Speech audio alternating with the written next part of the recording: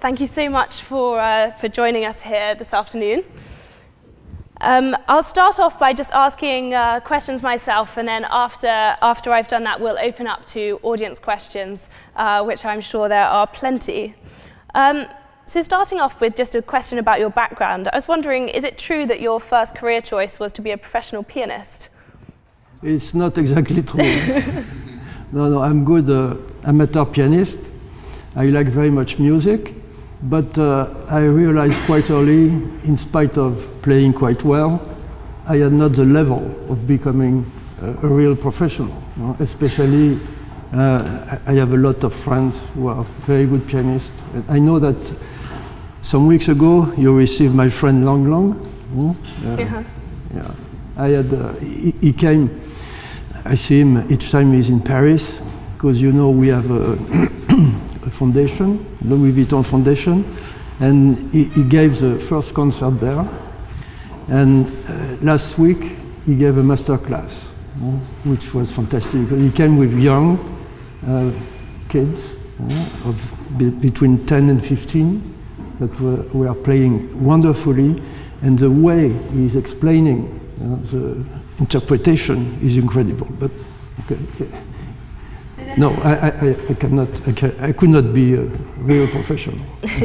So then, how was it that you arrived in the luxury sector? I arrived in the luxury sector for, I would say, family reason.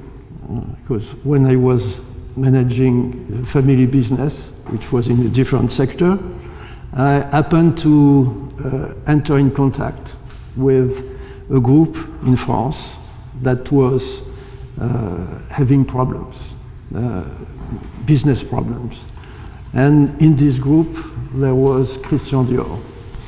And I was interested by business, and I wanted to turn around this group and build on which I think was at the time the best asset. And the best asset was Christian Dior. And I was interested in Christian Dior for a long time. Because the first time, you know, you are very young, but the first time I was in New York, it's in 71. And I remember the first time I arrived at Kennedy Airport, I took a cab.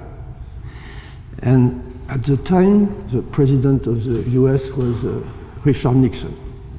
By the way, they were devaluating the dollar during the summer where I was there. I bought dollars and my dollars went down.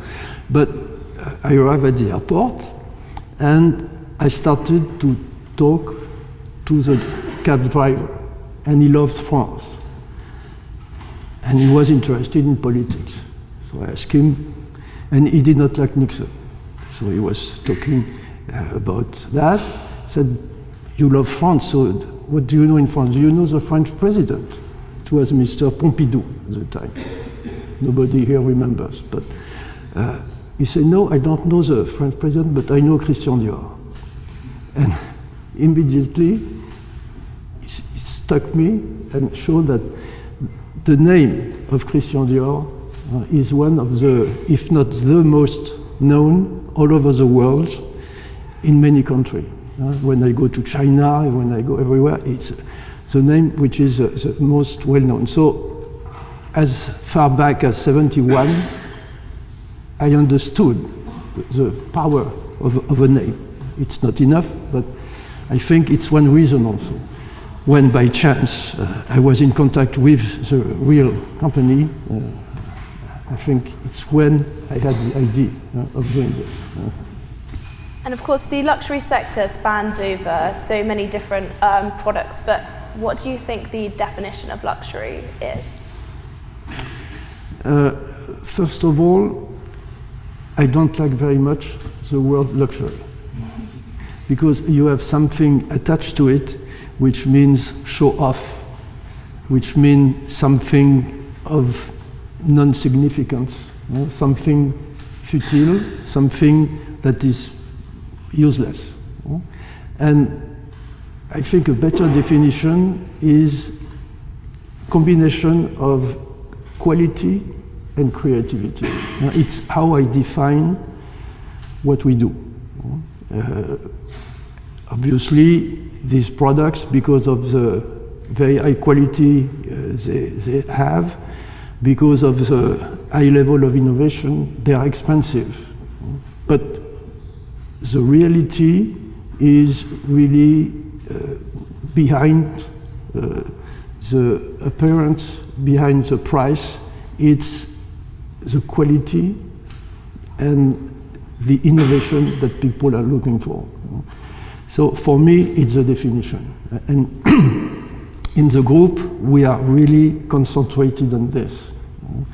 How can we create the most innovative products?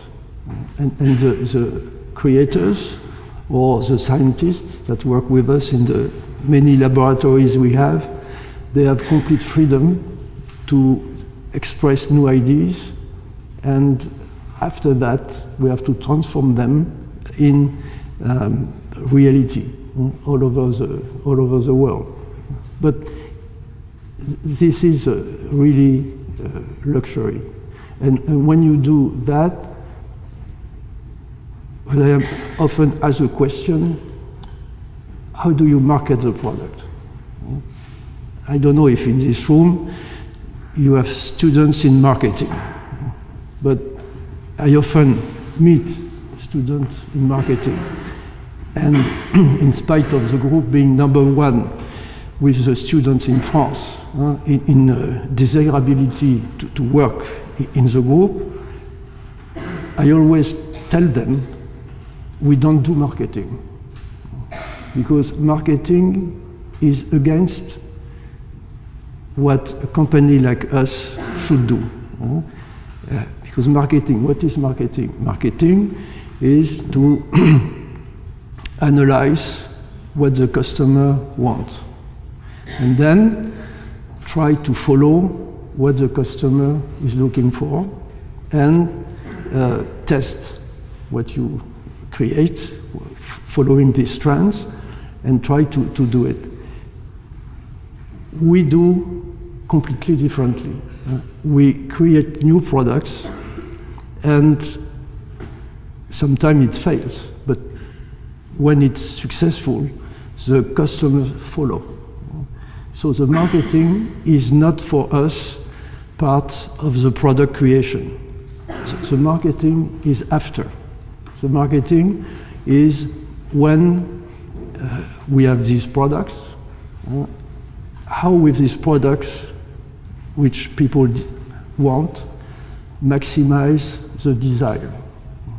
Because our business, you asked a question about luxury. Luxury, for me, is how can you create desire? The most important word in our business is desire. How to create desire. And when you have the product, then you have to create good environment in the shops, and you have to present it well. You have to do good films if it's a perfume, good advertisement either in the magazine or in the internet if it's a product. So that's the way I see, and we see in my group, the way to put product in contact with the consumers. So following on from what you were saying about how you create that desire for a product, undoubtedly the internet and those sorts of media streams have affected so many industries. I was wondering, is technology and the use of internet universally a good thing in your business sector, or are there brands that you purposely try to keep offline? Mm-hmm. Internet is more and more important, and if I judge by the budget that we spend in the media, we are reducing gradually the amount spent in magazine to increase the spending in the internet, all the internet media. So it's more and more important, and what is key also is the fact that now, more and more, the customer, they want to first, when they want a product, they go immediately on their computer, on their telephone, and they check the product. So the way a brand is presented to the world is extremely influenced by the internet, which explains why when you are on the site of a brand, not only you see the product, but you see the history of the brand, you see the craftsmanship which is behind, and more customers are looking at that. And they want to understand what is really behind the brand, and they like the product, but they want to see more.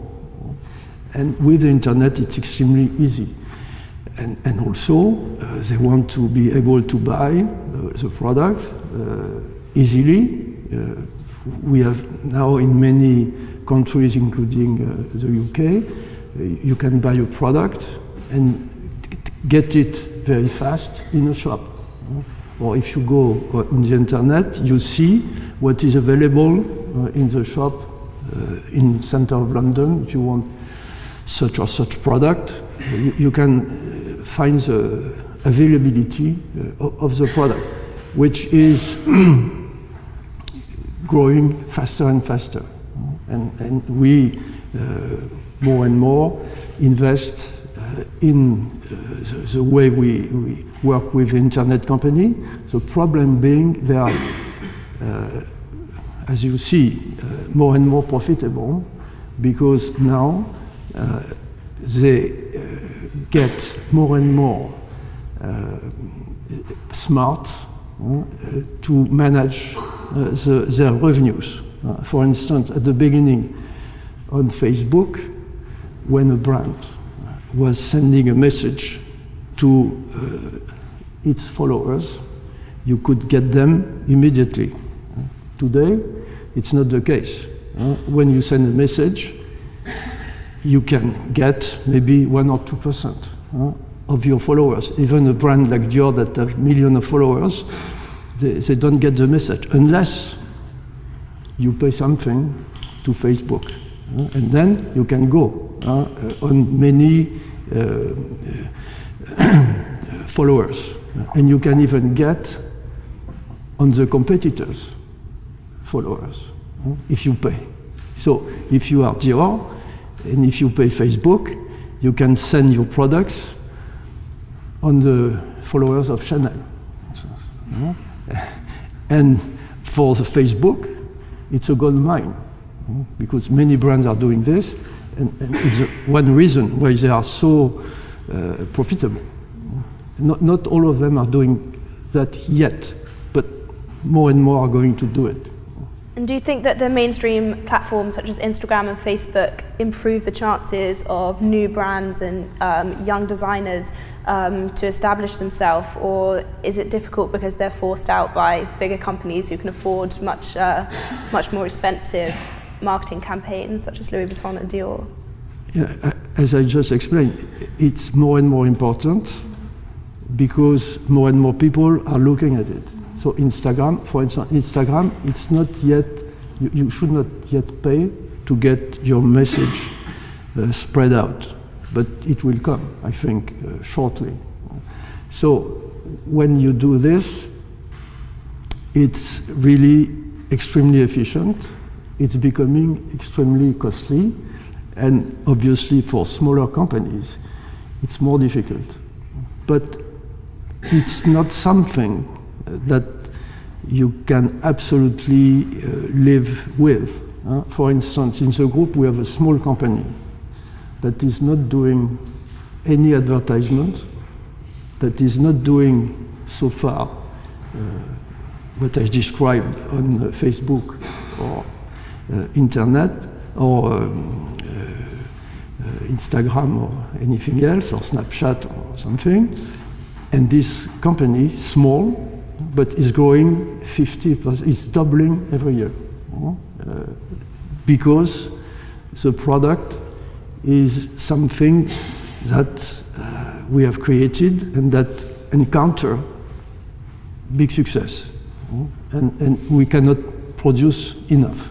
It's small, but we started this from scratch, 3 years ago, 4 years ago?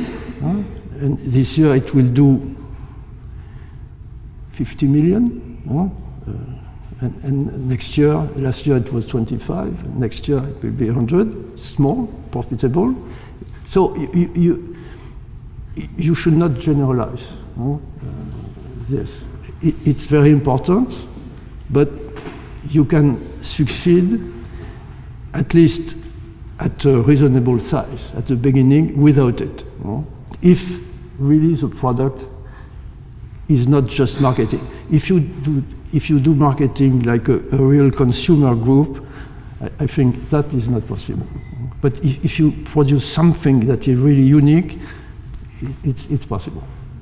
And would you say that Apple is now a luxury, or your definition, your improved definition of luxury, a company that? Well, Apple is a fantastic company. And I happen to know Steve Jobs. And when he started the shops, he came to us to ask advice. And you can see many of these shops are not far from Louis Vuitton. Because he told me I would like advice and I would like to see if we can put Apple shops in the same area of Louis Vuitton. And at that time, he was criticized enormously. Everybody thought it's completely crazy to sell Apple products in a shop, because at that time he was selling the Apple products only through wholesaler, like for instance Dell. And I remember at the time Michael Dell saying it's completely crazy, it will never work. So that's an example of contrarian thinking that is working. So I was not helping, but advising a little bit. And I must say, I was myself a little doubtful of selling. At that time, it was not iPhone, it was the iPod product in the shops. But it was working. And we discussed the future. And I asked him, do you think, Steve, that your telephone is, to answer your question about luxury, your telephone is going to work as successfully in 20 years? And he said, I don't know, because there are some evolution and some newness and so on. And just to laugh with him, I told him, you know, that's the difference between us, because my Dom Pérignon, I can guarantee you it will be sold and successful in 20 years. And that's also a luxury specificity. Luxury, one part of the products should be timeless. That's a paradox. To be successful, you have to have the combination between modernity and timelessness. That's the combination that we try to keep, and to have a product from Louis Vuitton, which was started in the middle of the 19th century. Some products are the same for many years, but also they should represent the utmost modernity. That's the combination. And voilà, that is what is fun and a key to success. Thank you. And so Apple, I don't think you can put it in the same category, in spite of it being fantastic, absolutely a fantastic company. Thank you very much. With a world that is constantly globalizing, how do you adapt products, luxury products, to different communities around the world. For example, how Dolce & Gabbana have recently released a collection of hijabs. Is this something that you think your own brands will do in the near future? We tend to keep the same products everywhere. We don't think people are looking at our products to be done differently in a country from another country. I think they want to buy part of the European art de vivre, and we try to keep that. We try to show what we do in the creativity of our atelier in France, and we don't think we should modify. And obviously some products are more successful in Europe, in the US, or in the Far East, but we try to keep the same products. Thank you. And on a different topic, somewhat related, lots of attention is of course given to China as an emerging market and very much established market. And I was wondering, how do you approach China as a market? Well, China is one of the most important markets now, and it has evolved very fast. I remember the first time I was in China, it was in '91. It's not that far. And the first time in '91 I arrived in Beijing, there was no car and only bicycles. And we were opening the first Louis Vuitton shop. And I remember I called my team and said, "Are you sure we are going to be successful?" And they said two things. One, Louis Vuitton and the group, we are a group of pioneers. So it's good to start in a country where we have no competitor. We were the first one.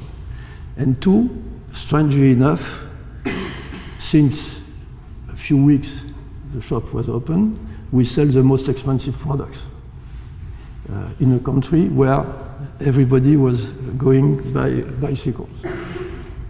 So we started from there, and then happened what everybody knows. And today, China is very, very big, very developed economically, and we have around 30 Louis Vuitton shops, for instance, and many others, and the market is good. There are some questions about China now because of the growth and because of the problem that you have seen on the stock market there and the currency. But I think the analysts, the observers are under-evaluating the real fundamentals of the Chinese economy. I think it's still growing 6-7%, which is quite high. The consumption is going well, it's growing, and the state is really in charge for a lot of reasons that you may not like, but is in charge of making the economy following a path which is oriented towards growth, and they have a lot of reserve. So I am quite confident that China will stay as a number 2 global economy, and for us it will continue to be really powerful. You have a lot of, here in the UK, for instance, a lot of travelers coming from China. So I'm not very concerned, but there are changes. A few years ago, when you go to Japan, for instance, you have no Chinese. You had no Chinese. Today, when you go to Japan, because of the low Japan currency and because of the strong yuan, you have a lot of Chinese. And you have more and more Chinese traveling all over the world. And the economy is, I think, aimed to continued growth, maybe not 10% as it was in the past, but between 5 and 7, which is quite substantial. So I'm confident. And the Chinese, to answer a question about the product and the market, is more and more educated. At the beginning, a lot of brands were successful relatively easily because it was new. But the Chinese, they have learned very fast. And now they are like the US consumer. They are very, very informed and very selective. So it's a challenging market, but for strong brands, it's full of potential. Which other markets do you see in the next few years that you think that luxury groups will be fighting over? Well, for the economy, you have two big engines, which is the US and China. But in the developed market, the economy is going to continue to be good. As a friend of mine told me some months ago, when I asked him about what do you think of the future of the economy, he is very confident. But he said, for the next 20 years, I think we'll have 80% of good years. We'll have 20% of bad years. And in the 20, we have 10 very bad and 10 just bad. But I am not able to tell you exactly when the bad will arrive. So I tend to agree to that. Because today, the world globally is growing relatively well, but you have this uncertainty about the level of money available and the money created by the banks. The European Bank, the Federal Reserve, they are printing money, tons of money. So what will happen if this printing of money is not sufficient to really stimulate the economy?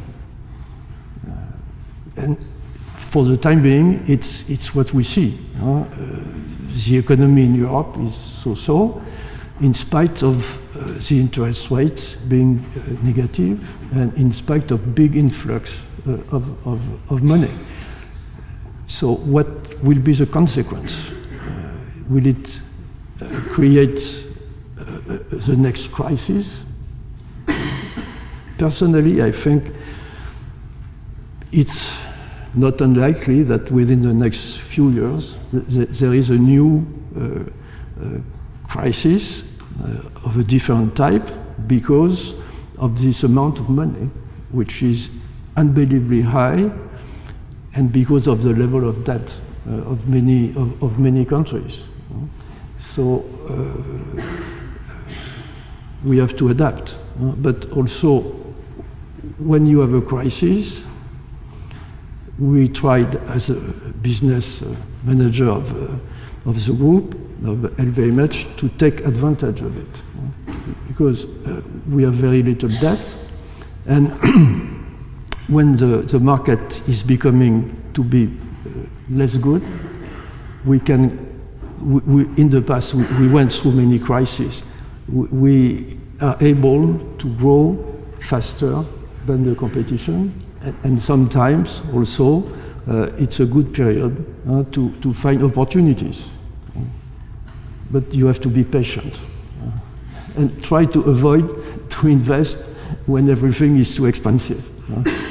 Because you see people in the stock market, when it's going to grow fast, they try to buy. And on the opposite, when it's going down, the people try to sell faster and faster, which is strange. But it's good to be sometime contrarian to that. It's not easy. It's not easy. Thank you so much. There's just a couple more questions from me before I'll move on to questions from the audience. You were knighted by Prince Charles in 2012 for your services to Britain, and I was wondering on your opinion on what difference it will make to LVMH if Britain decides to stay or leave the European Union. I think for the group, economically, it will not make a big difference. As an observer of the situation, I will not interfere because I am not a UK citizen with a politic decision of the UK. But from outside, I cannot imagine that the UK take advantage economically of a movement like this. I think a movement like this will not benefit to the UK economically because it will separate your country from the rest of Europe with all the trade which is involved, with all the exchange that will be more difficult. So it will create, I think, and again, it's seen from outside, and I don't want to take part of the debate, but it should be economically negative for the UK. So it's all I can say. But we have the same people in France that also want France to quit not only Europe, but also the currency. It's strange for me to see that, you know, in politics, if I take the French example, we use as an argument things and logic that everybody knows is not going to work. But it is good in terms of rhetoric and power, because it's different. When in France, politicians say we should stop frontiers, it's stupid, but it has some power on the media, and most of the time, person who says that knows that it's completely unrealistic, but it gives her some audience. It's the difference with business. You know, in business you see the result. Politics, well, it can just be ideas, and who knows where these ideas will lead. Well, we shall see the result. The last question from me before moving on is just that the Financial Times reported recently that you may be interested in acquiring Burberry, and I was just wondering if you could comment on this. Well, I will be very open. I am not very interested. It's a magnificent company, but it's not on our agenda. Thank you very much. With that, I will move to questions from the audience, so please raise your hand if you would like to ask a question. I will go first to the member on the front row in the glass. Oh, you're both in glasses. The one nearest to me. Hi, thanks for your remarks. Congratulations on the new Fondation Louis Vuitton's home in Paris. I'm wondering if you can speak a bit about both the foundation and your personal collecting habits, and if you can specifically answer the question, what makes a great art collection? The art collection. The collection, yeah. Well, the art collection, you know, in the foundation that we have a collection, which is part collection of the foundation, part my own collection. And we have also temporary exhibition twice a year with association with museum. For instance, this year we have announced we'll have a fantastic exhibition with the collection that was bought at the beginning of the 20th century by this Russian magnate, Chúc, and which is now in Russia, in the museum in Moscow and in St. Petersburg.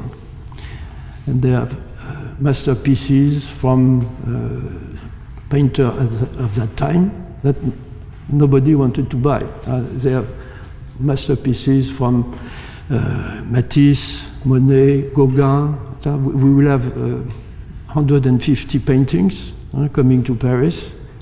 It will be open in October this year. It will last 3 or 4 months, so you should come and have a look. I think it will last 4 months, and we are expecting 1 million visitors in the museum. So this is really something that we try to do twice a year. And for the selection of the art that we own, we are doing it for maybe 25 years. And we try to, we have advice. We have a very, very good curator who had been the artistic director of the Musée de la Ville de Paris, very, very knowledgeable, and that helps because she knows the artist, and she knows also the good collection, and she is helping us to buy. But I cannot describe all the process. It's her that really knows the artist and the living artist, and that put us in contact with them. We commission also some of the artists to do things specifically for the foundation.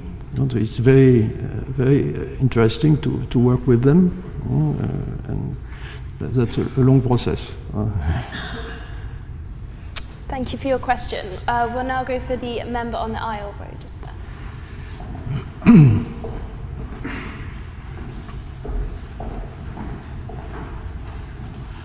You mentioned quantitative easing, and you mentioned the threat of money printing and the possibility of another crisis on the horizon.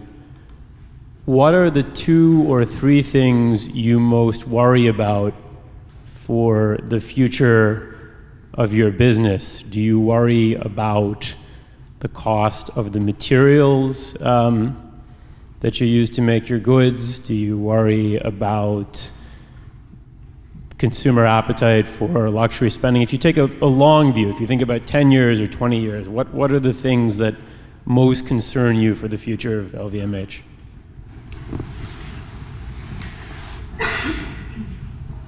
First of all, I think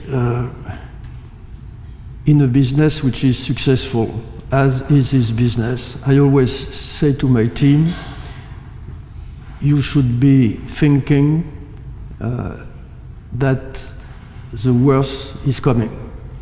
And you should be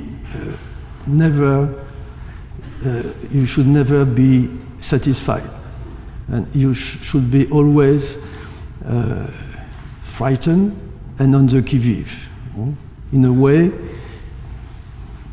the state of mind is to be positive, paranoid. And always in a situation, think of what can go wrong. And always puts you in question. Is what we do really enough? Are we doing the good innovations? Are we managing in the right direction? What can go bad? And in our business, what is really important is to keep the level of innovation. So for the long term, I think we have the teams that assure us to create enough new invention, new products to keep on with the growth of the market. But it's a constant quest. We see maybe every year between 20 and 25% of new products, and we have to look at them in every detail to make sure that the level of innovation is really sufficient. Because the tendency in a group that work well is sometimes, and we try to avoid it, some form of auto-satisfaction. And when you see the results from the press, I prefer, frankly, to have some critics than to have, as we did during the last release of the numbers, people everywhere saying, oh, it's fantastic, the numbers are great, and blah, blah, blah, which is not good for the state of mind. At the beginning, when I started the group, we did a turnaround. And I think to be really good long term, you should keep that same state of mind. As a company, even if it's successful, should be managed in a way as if it could get under within the next 12 months.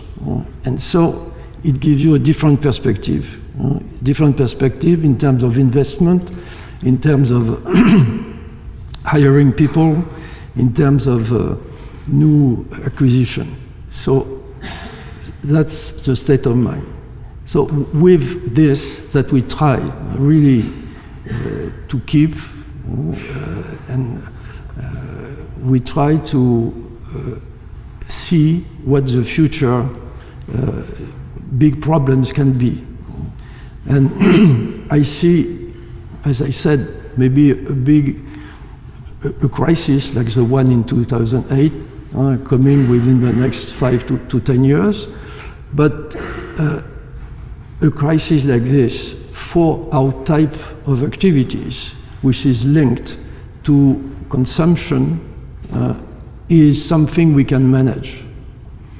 And not only we can manage, but we can also, in some cases, take advantage of it. You have seen during the last crisis, some investors, if you take some US investors like Warren Buffett, they did at a time where everybody thought the world was going to collapse. In fact, they did the best investment possible. So at our scale, in our market, we did the same. We bought shares in other companies when everybody was thinking that's the end of the luxury business, that's the end of almost everything. Stock market went down. I remember in 2009, having bought for the group shares of LVMH at 39. Today it's what, 150. So, and people were selling because of the general mentality. When you opened the newspaper, you saw that's really the end. Everybody was depressed. So on one hand, we try to be thinking of the worst, but on the other hand, we are optimistic. I try to be optimistic long term, but pessimistic short term. And that's a good state of mind, I think. Thank you for your question. We'll now go to the question at the back. Which brand of champagne made by your group is your favourite? My favorite brand? Your favorite brand of champagne? My favorite brand is Dom Pérignon. Thank you very much. We'll now go for a question from a member there. Thank you for coming to Oxford Uni. My name is Penny Pan. I'm an MBA student at Science Business School, and I'm from China. So you mentioned China is an important strategic market for your brand. It has been and it will be, but it's quite obvious the brand has doing poorly in recent years in your main market, China. There are many challenges, among which I would pick up a few: the massive problem of counterfeits, the changing governmental policy for corruption, the rising trend for affordable luxury, where you see competing brands where like a Coach, Burberry are doing really well, where LV is perceived as something we don't buy anymore. It's becoming, we call 土豪, we only buy them, people who are rich but poorly educated. So it seems that the desire in China is gone. Something you mentioned very important to your product design, your marketing strategy. So how, in your mind, the brand will face those challenges in coming years in China market? Thank you. Okay, Chinese is an important market, and there are challenges. We try to be following the rules in every country we operate. And in China, we are not producing anything. So we avoid, in doing that, some problems that can happen in some factories where, independently of the government, maybe they use workers too young and things like that. That we have a clear policy in the group to really not do anything that is not complying with the best practice. For the counterfeiting, it's clear that China is one of the major sources of the counterfeiting. And we try to fight, but it's extremely difficult. It's extremely difficult because it's a huge market, and it's a profitable market, which is in the hands, most of the time, of organized crime. So even if the Chinese government officially want to help, even for them it's difficult. Even in China, where there is a clear direction, it's difficult.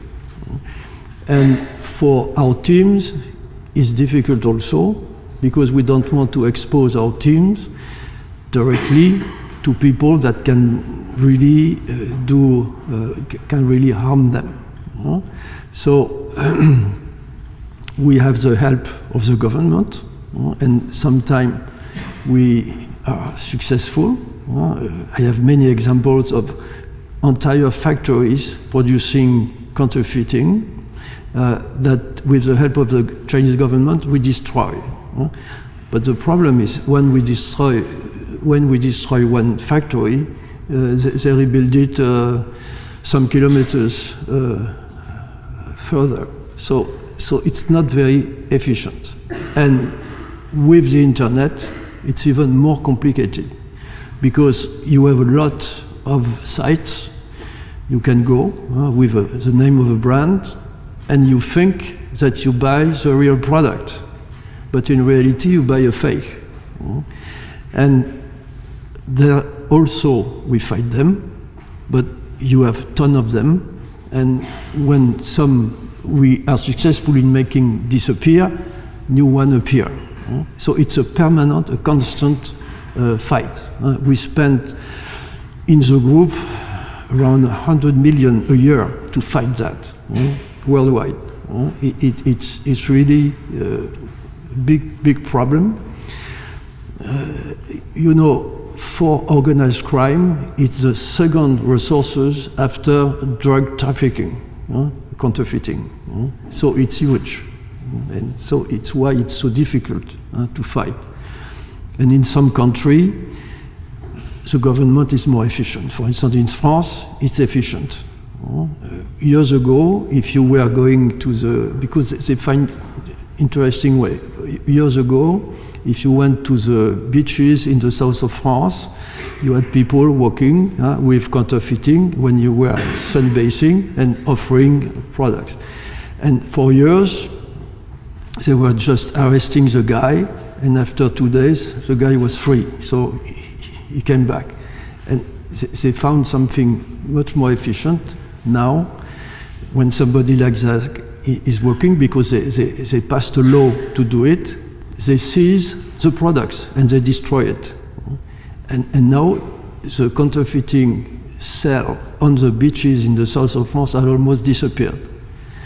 But if you go the next country in Italy, they did not do it, because there is some old links between counterfeiters and some part of the authorities. I'll give you an example. I was in Venice the other day, in front of our Louis Vuitton shop. You have counterfeiter installed selling the products. And so what do? We call the police, and the police come. But before coming, they make a lot of noise for 15 minutes. So the guys pack the products, they go out, and when the police arrive, nobody is left. What can we do?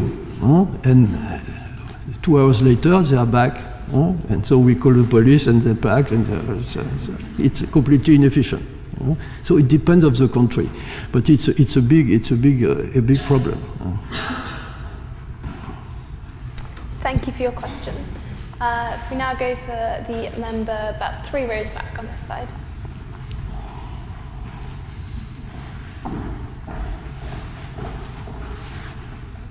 Given the improved relationship between Iran and the West and the lifting of sanctions, especially between banks and financial intermediaries, would you look at tapping into the Iranian market and having formal representatives there, given the huge demand that exists for luxury brands and the need for the Iranians to spend the great amounts on such luxury products?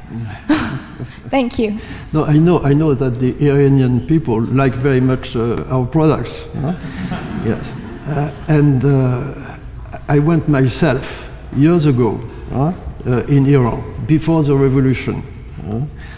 It was another time, and today we have already a lot of contacts, and I think we are going to start with one of our brands, which is in fact a brand which is selling other brand, but you see Sephora. You know Sephora? Yes. The beauty chain.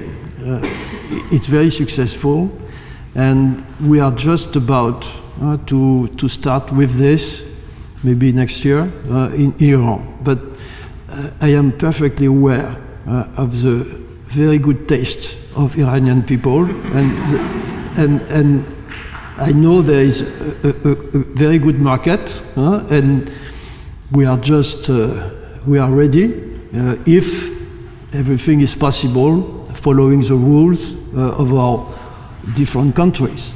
But we would like very much to go, and if we go, the team of my group will go with me, and we would be delighted to go back. We look forward to welcoming you. Thank you very much for your question. Unfortunately, that's all we have time for this afternoon.